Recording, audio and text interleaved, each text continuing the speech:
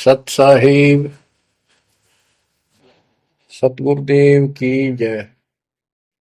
बंदी छोड़ कबीर साहिब जी की जय। बंदी छोड़ गरीबदास जी महाराज जी की जय। स्वामी राम देवानंद जी गुरु महाराज जी की जय हो।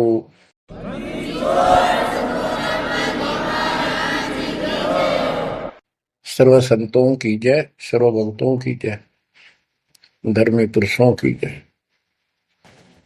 श्री काशी धाम की जय, श्री सुडानी धाम की जय, श्री क्रोथा धाम की जय, श्री बरवाड़ा धाम की जय।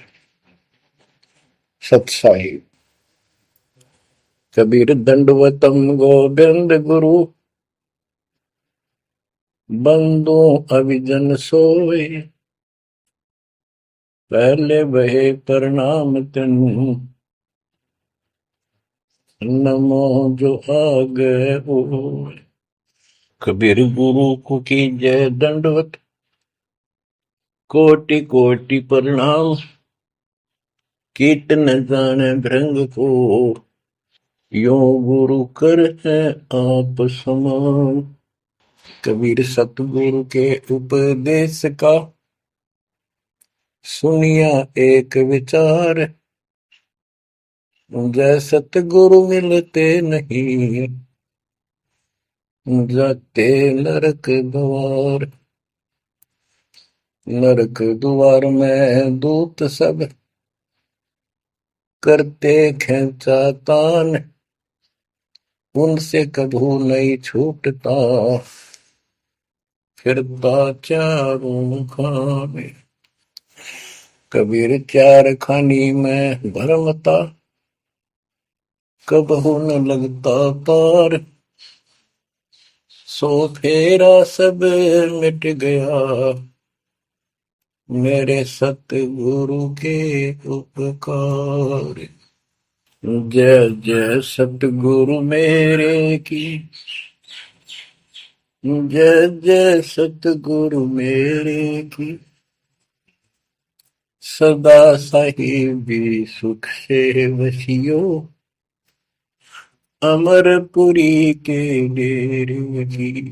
जय जय सतगुरु मेरे की, जय जय सतगुरु मेरे की, सदा साहिबी सुख से वसियो, सतलोक के डेरे। निर्विकार निर्भय तू ही, और सकल वैमान।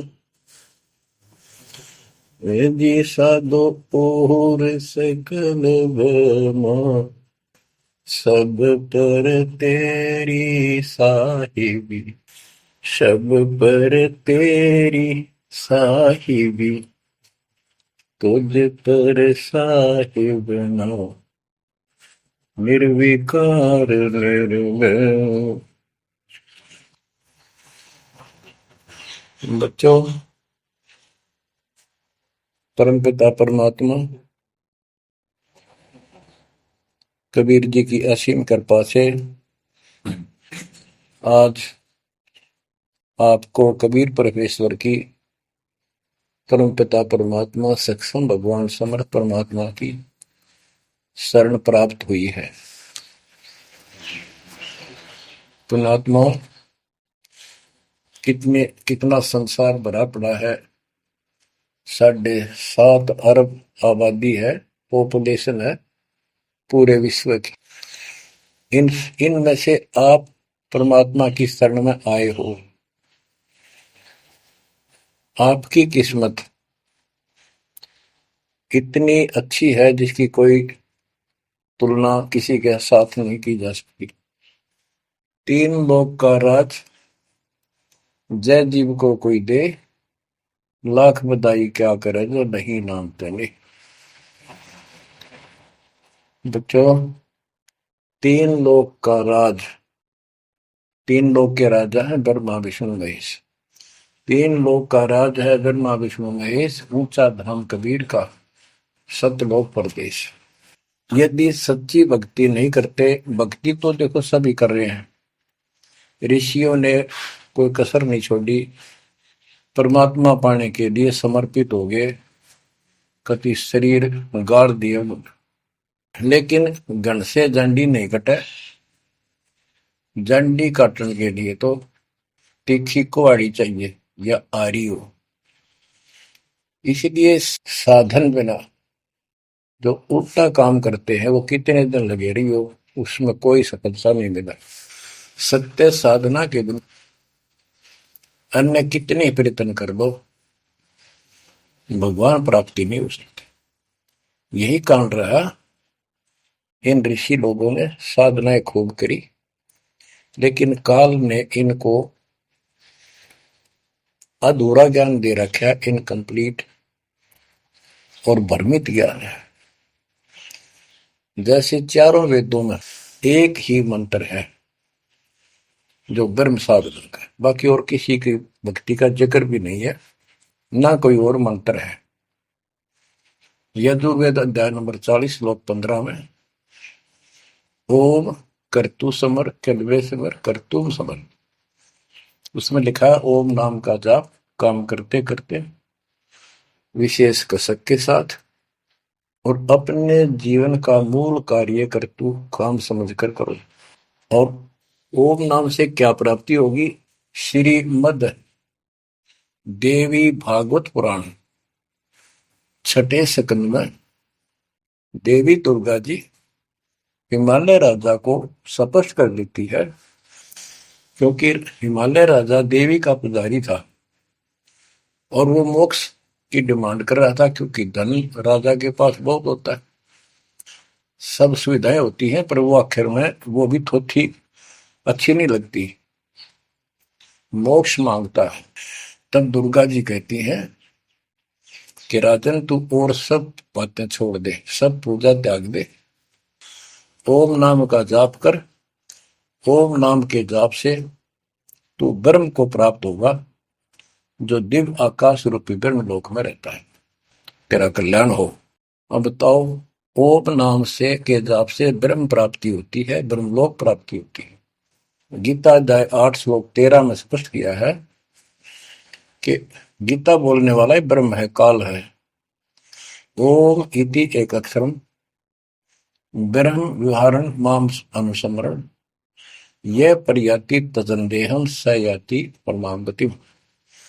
मुझ ब्रह्म का केवल ओम एक अक्षर है, इसका अंतिम सांस तक जो समन करता हुआ शरीर छोड़कर जाता है, वो मेरे वाली परम गति, ओम से होने वाली परम गति को प्राप्त होता है। जिस समय ब्रह्मा जी और विष्णु जी का आपस में युद्ध हो जाता है, ये काल शिव रूप में प्रकट होता है, इन दोनों को समझाता है कि तुम भगवान नहीं हो, कहां अपने आप को ईश मान बैठे, और सुन लो तुम्हारे तप के प्रतिफल में मैंने तुम्हें एक एक जोग दी है, ब्रह्मा को उत्पत्ति, तेरे को सतीथि पालन, इसी प्रकार शंकर को संहार, और मेरा 5 अवयव से तैयार होकर के जो एक ओम अक्षर बना है, ये मेरा मंत्र, इसका जाप को तुम्हारा कल्याण हो। एक तो ऐसे तो होगा कि वो ब्रह्म था जो ब्रह्मा विष्णु महेश को मिला था शिव जी के रूप में। बच्चों, ये है तत्व ज्ञान निष्कर्ष सारे दातों का। और प्रसंग चल रहा है कि ऋषियों ने साधनाएं बहुत की, शरीर गाल दिए, दिन रात एक कर दिया। बच्चों, ओम नाम तो इन्होंने ले लिया वेद से, क्योंकि पहले वेद थे पुराण, इनके ऋषियों की रचना है, बाद की बात, इनका अनुभव होता गया, जिससे सुनी सुनाई दंत कथा इसमें लिखी थी, कुछ सच्ची कुछ झूठी, कुछ वेदों से कुछ अपना अनुभव, ये पुराणों का एक संग्रह है। उधर से देवी महापुराण तीसरे स्कंद में नारद जी अपने पिता ब्रह्मा जी से प्रश्न करते हैं, हे पिता, कृपा मेरा एक प्रश्न का शंका का समाधान करो, ये सृष्टि किसने रची, कैसे रचेगी? तो ब्रह्मा जी कहते हैं, बेटा नारद, इसका क्या उत्तर दो?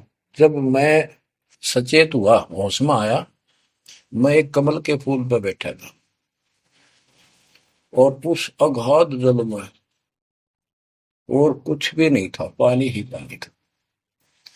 अब मैंने सोचा, यहां मैं कैसे उत्पन्न हो गया, मेरा जनक कौन है, मैं किसने पैदा किया? तो उसी समय आकाशवाणी हुई, बेटा तप करो, तप करो। मैंने 1000 वर्ष तक तप किया, फिर आकाशवाणी हुई, अब सृष्टि करो। गरीबदास जी ने 2 पंक्तियों में एक चौपाई में सीधा स्पष्ट कर दिया है कि तपो तपो कर वाक्य सुनाया, सृष्टि रचो बल मेरी माया, लोक रचो बल मेरी माया। तो ओम जाप तो ऋषियों ने ले लिया वेदों से, और ब्रह्मा जी इनका फर्स्ट गाइड है, प्रथम गुरु है। इसी से वेद इन्होंने सीखे समझे हैं। ये इन ब्राह्मणों का पिता है, जनक है, ऋषि इसी की संतान है। तो इन्होंने ब्रह्मा जी से तप ले लिया कि ब्रह्मा जी ने को आकाशवाणी हुई भगवान की, इसलिए तप तप भी करते रहे। फिर ओम नाम का जाप यू खिचड़ी करके इन्होंने साधनाएं की। ये आकाशवाणी की थी काल ब्रह्म ने। इनका भ्रम था कि परमात्मा, इसी को परमात्मा मान रहे हो, दिखता नहीं बस। तो इस जाप से और इस तप से इनमें सिद्धियां आ गई, परमाणु बन गए, चमत्कार होने लग गए। तो इन्होंने इसी को अपना मोक्ष और भक्ति की अंतिम उपलब्धि मान ली। ओम नाम के जाप से ये ब्रह्म लोक में जाएंगे, वहां हजारों वर्षों तक अपना पन भोगेंगे, मौज मस्ती मारेंगे, सारी बकवाद करेंगे जो धरती पर ना होती।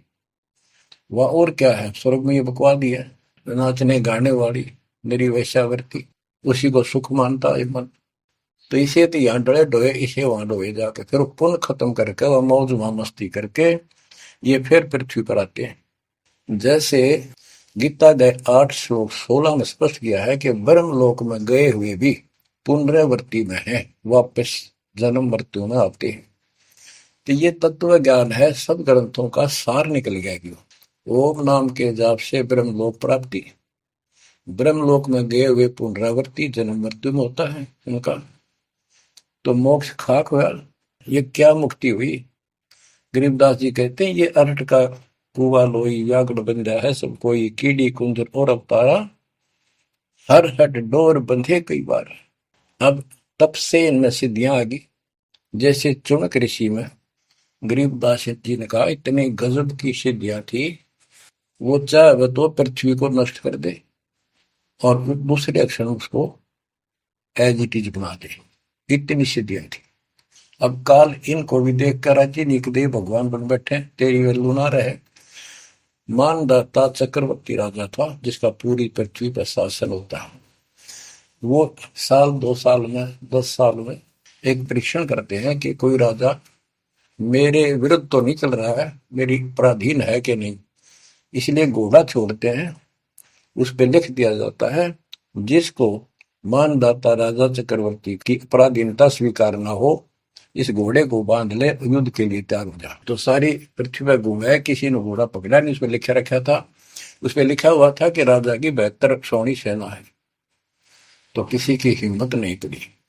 चुनक ऋषि की कुटिया के पास से वो जा रहे थे, हजारों सैनिक, आगे आगे घोड़ा खाली, कोई बैठा नहीं उस पे। तो ऋषि ने पूछा कि घोड़ा कैसा है, इस पे सवार क्यों नहीं। बताया उन सैनिकों ने, ऐसा ऐसा काट। हम सारा घूमे, किसी ने राजा का घोड़ा नहीं पकड़ा, यानी किसी ने युद्ध नहीं उठा। दूसरा कहने लगा किसकी मां ने दूध पिलाया, राजा का घोड़ा पकड़ दे, बेहतर छोड़ी सेना, ये कर दे वो कर दे। ऋषि बोला भाई किसी ने ना पकड़ा तो मैं पकड़ देता हूँ और कह दो आपके राजा को। सुनक ऋषि ने उसका युद्ध स्वीकार कर लिया, घोड़ा बांध दिया वहीं पर एक पेड़ का। सैनिक बोले रहे कंगाल तय दाने खाने को नहीं, क्यों मजाक कर रहा है, फिर युद्ध मानदाता चक्रवर्ती के साथ करेगा, क्यों तेरी शायद बोल दे रही है, अपना बज ले रहा हूं। वो बोला भाई मेरे भाग में ऐसा ही है, वोट लिया मैंने युद्ध जाऊं। राजा ने 18 अक्षौणी सेना, एक अक्षौणी सेना में 2 लाख के करीब बताते सैनिक होते हैं। ऐसी कोई काउंटिंग उनकी होती थी पुराने समय में, यानी 36 लाख आदमी भेज दिए एक ऋषि को मारने के लिए, ताकि बह बैठे जनता में किसी की और हिम्मत ना हो। और ऋषि कहते गरीबदास जी ने कहा ऐसा जादू तपस्वी था, उसने चार अपनी सिद्धि शक्ति से चार परमाणु बना लिए।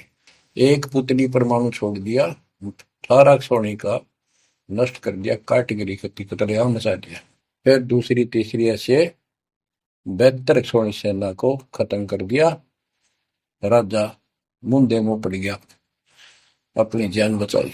अब गरीबदास जी ने इनकी कैसी तुलना की है, कैसी इनकी दोती सी दोई है ऋषियों की। गरीब 72 अक्षौणी ही गया, चुणक ऋषिश्वर एक, दे धारे जोरा फिरे, ये सभी काल के बेख। ये है काल के, ये चलती फिरती मौत थी, जोरा मौत या जोरा दे धारे जोरा फिरे, या शरीर मानुष शरीर में या मौत फिरे, ये ऋषि, ये सभी काल के भेख। 72 अक्षौणी खा गया, चुणक ऋषिश्वर एक। ऋषि ऋषिस ऋषिश्वर सर्वश्रेष्ठ ऋषि माना जाने वाला, उसके ये कर्म।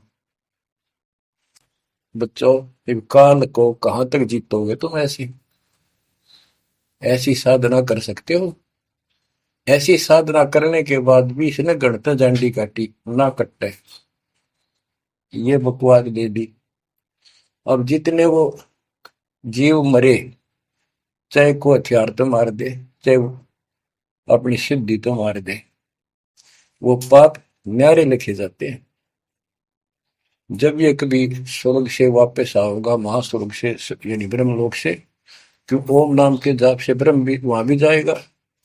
काल का इतना जबरदस्त षड्यंत्र है, आप सोच भी नहीं सकते।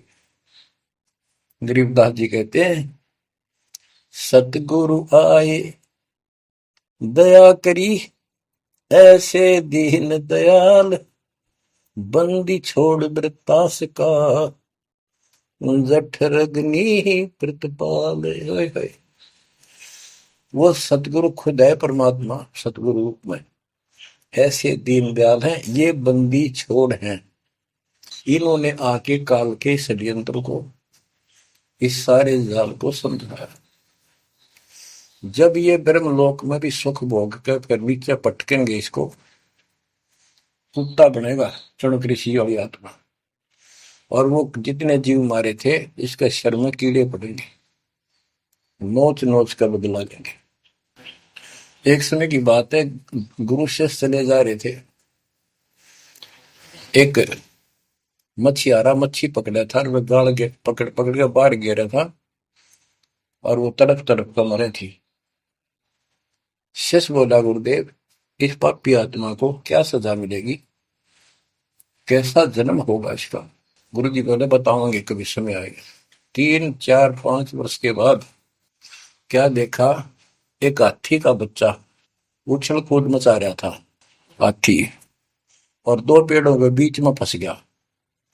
फंस के धक्कम धक्का होकर निकलता गया, पर खाल घनी छुड़ गई। बारिश के दिनों में उसके कीड़े पड़ गए, और इतने पड़ गए कि वो पड़ा पड़ा चल रहा, और सारे शरीर पर कीड़े चले। शिष्य और गुरु जी उस रास्ते से जा रहे थे। शिष्य ने पूछा, गुरुदेव इस प्राणी ने कौन से दिन में ऐसा पाप किया जो इतना कष्ट, इतने कीड़े पड़ गए? तो बोला, बेटा अब सुन ले उत्तर उस मछियारे का।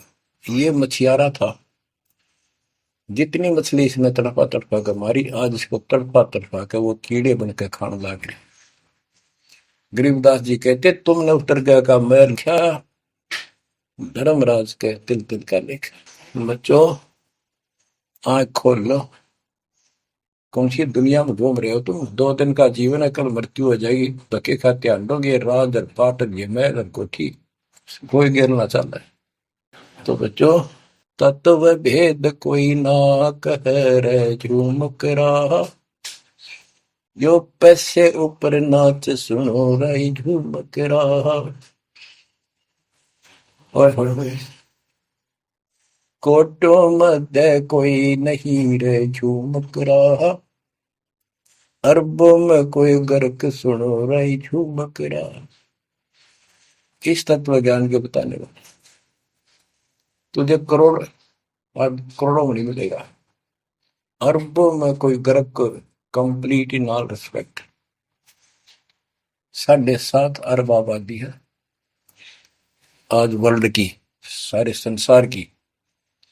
10 के अतिरिक्त विश्व में इस ज्ञान का जानकार कोई नहीं है। आपका सौभाग्य है बच्चों, आपको उस परम पिता का सच्चा मार्ग मिल रहा है। समर्थ परमात्मा कबीर जी की शरण प्राप्त हुई है, इसलिए दास कह रहा है। तो बच्चों, आपके किस्मत के साथ यदि ब्रह्मा विष्णु महेश को तो लें, आपका पास्य नहीं हो। ये तो अपना कर्म मलाई खा रहे हैं, भविष्य कुछ नहीं इनका। यह बात जिस दिन तुम्हारे समझ में आ जाएगी, उस दिन तुम भगत बन गए पक्के। और बच्चों, कबीर साहब सारी सृष्टि के रचने वाले, सबके पालक, सबके उत्पत्ति करता, कर्म के लेख को मिटाने वाले परमपिता परमात्मा आपको प्राप्त हुए। सारी सृष्टि में दास के अतिरिक्त इस अध्यात्म ज्ञान के जानने वाला कोई नहीं। तो पुण्यात्माओं, बच्चों, आपको समर्थ परमात्मा और पूर्ण सतगुरु और कंप्लीट स्पिरिचुअल नॉलेज, संपूर्ण अध्यात्म ज्ञान प्राप्त है। आपकी ऐसी किस्मत है, लख चुसूरा जूझ ही लख बरसावत दे, लख वरेती जहान में तो सतगुरु शरणा। आप इतनी अच्छी आत्मा हो, आप इसको हल्के में ना लेना। परमात्मा की देखो कृपा कैसे हो रही है आपके ऊपर। ये आपका पिता है, आपका अपना है। जहां हम आए हुए हैं, ये हमारा शत्रु है, दुश्मन है। इसने हमारी दुरुक्ति कर रखी है। दुरुक्ति करवाने के लिए इसने बहुत व्यवस्था कर रखी है, इतनी सूझबूझ से। जिनको हम परमात्मा की श्रेणी में देखते थे, अवतारों अवतार माना करते थे, आए थे वो श्री राम, श्री कृष्ण, विष्णु जी, शंकर और ब्रह्मा जी। इनको भी आज तक पता नहीं ये हो क्या रहा है, क्यों ऐसा क्यों हो रहा है। और आज आपके समक्ष इसका दाना दाना गिन दिया गया है। सच्चाई 100 की 100 है। आपकी बुद्धि कद काम करेगी वो अलग बात है।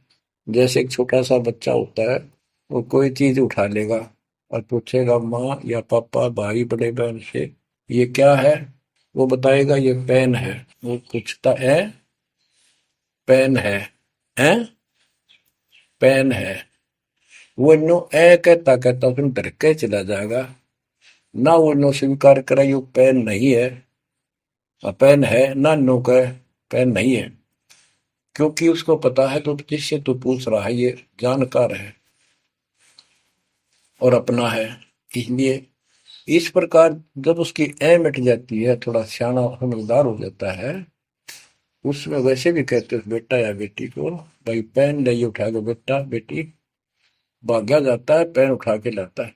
वो समझ गया पेन कहाँ है और कैसा है और क्या काम आता है। इसी प्रकार अभी आपकी ए बेसिक ना मिटो, पर ये पेन पेन ही है। समर्थ परमात्मा सतपुरुष कबीर साहब है, और विश्व में किसी के पास ज्ञान नहीं है, धरती पर नहीं है। और वो रजा आज आपके ऊपर हो चुकी है। आप इस भक्ति को करते रहो बच्चों। बड़ी अच्छी किस्मत पाई। इस संसार में सुख नाम की चीज नहीं है, आप खूब समझ लो। कबीर साहब कहते झूठे सुख को सुख है ये मान रहा मनमोद, ये सकल जबीना काल का कुछ मुख में कुछ बोध। इसने सुख मान रहे हम तो, कोठी होगी, कार होगी, फैक्ट्री होगी, संतान होगी, बस। कहते खाई खुराक का, पहन पोशाक का, यम का बकरा बनता है। भाई तंदर सुखिया कोई न देखा, जो देखा सो दुखिया हो। उदय अस्त की बात करते हैं, उन्होंने सबका किया विवेका हो, सबका किया विवेका हो। घाटे बाटे सब जग दुखिया, क्या गृष्टि बैरागी हो। सुख देव ने दुख के डर से, गर्भ में माया त्यागी हो, गर्भ में माया त्यागी हो।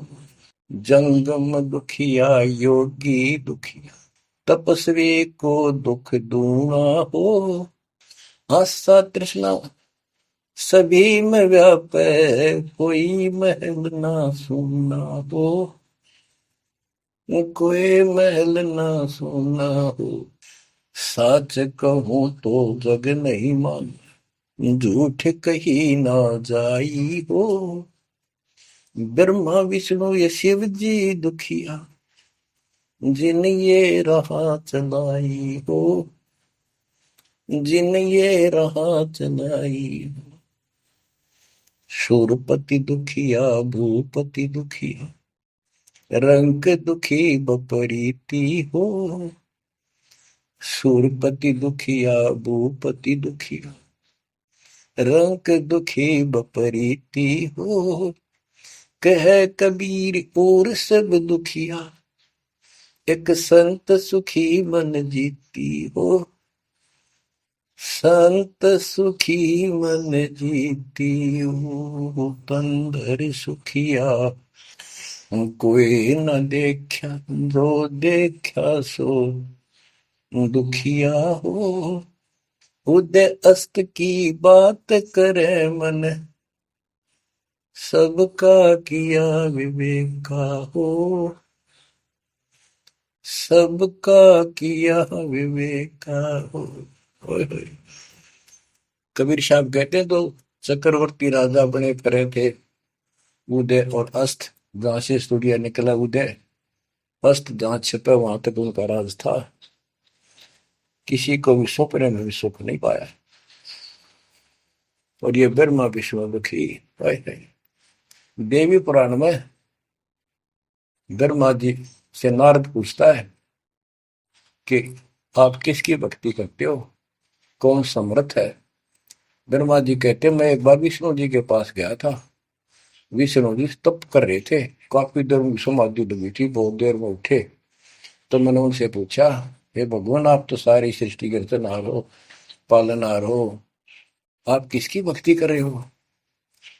उसने कहा, विष्णु जी बोले, मैं देवी की पूजा करता हूँ, और मेरे संज्ञान में, मेरे विचार में देवी से ऊपर कोई शक्ति नहीं, कोई भगवान नहीं। आदि है इनकी ज्ञान का उन्हें।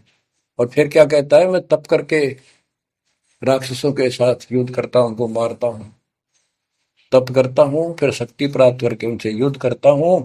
कभी थोड़ा बहुत समय मिलता है तो सुखपूर्वक लक्ष्मी के पास बिता पाता हूं।